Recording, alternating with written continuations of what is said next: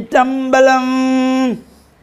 இடறினும் தளரினும் எனதொடு நோய் தொடரின முனக்கடல் தொழு தெளிவேன். கடல் தனில் அமீதோடு கலந்த நஞ்சை மிளறினுள்ளடக்கிய வேதியனே. இதுவோ எமையாழுமாறு ஈவதொன்றமர்க்கில்லையே, அதுவோ உனதின் அருள் ஆவடி துறை அரணே. ஓம் நமச்சிவாய. மேன்மைகள் சைவநீதி விளங்குக உலகமெல்லாம்.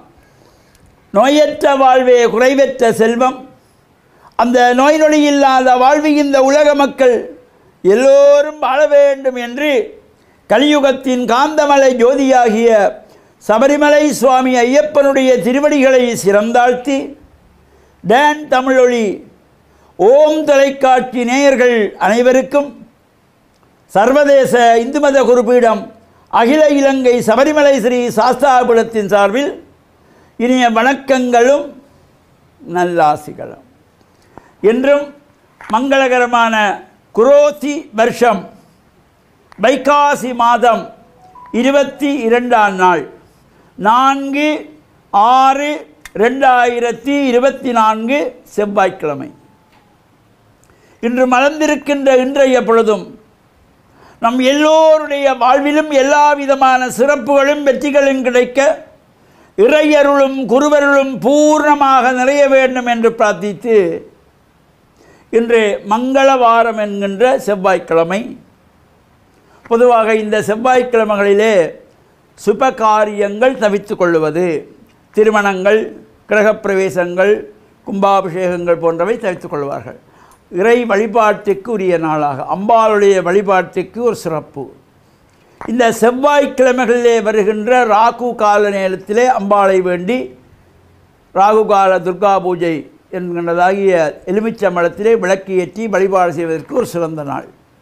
அதேபோல் இன்று சிவனுடைய விரதங்களிலே மாதங்கள் தோறும் அனுஷ்டிக்கின்றதாகிய இந்த பிரதோஷ விரதம் இது மாதத்திலே 2 பட்சங்களிலும் வரும்.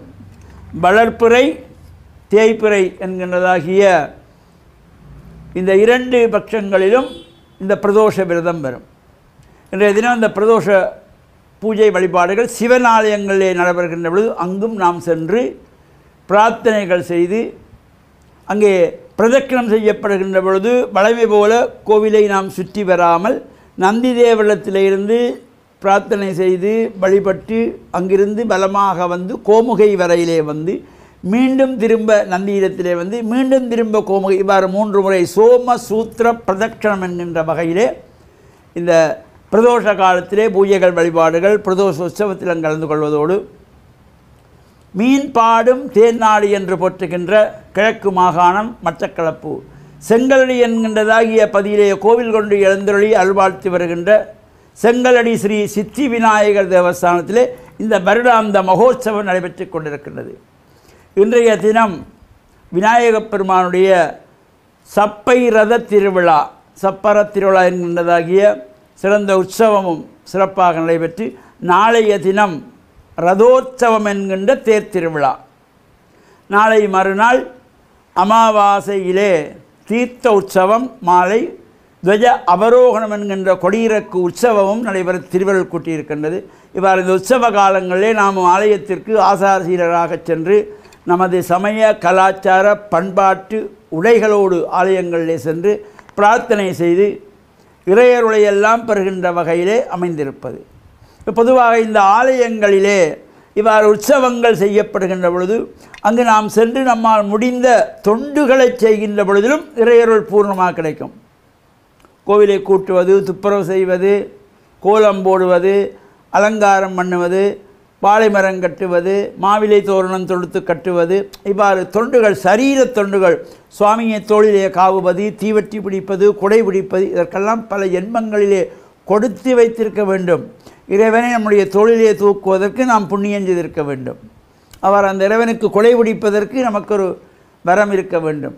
தீவட்டி பிடிப்பது, சாமரை வீசுவது போன்றதாகிய சரீரத் தொண்டுகள் செய்து இறையருளை பெற்று மண்ணில் நல்ல வண்ணம் வாழ டான் தமிழொலி ஓம் தொலைக்காட்சி நேயர்கள் அனைவருக்கும் சர்வதேச இந்து மத குறிப்பிடம் அகில இலங்கை சபரிமலை ஸ்ரீ சாஸ்தாபுரத்தின் சார்பில் நல்ல ஆசிகளை கூறிக்கொள்வதில் மனமகிழ்வு கொள்கிறோம். சர்வே ஜனாக சுகினோ பவந்து சமஸ்த சன் மங்களானி சந்து சுபம்.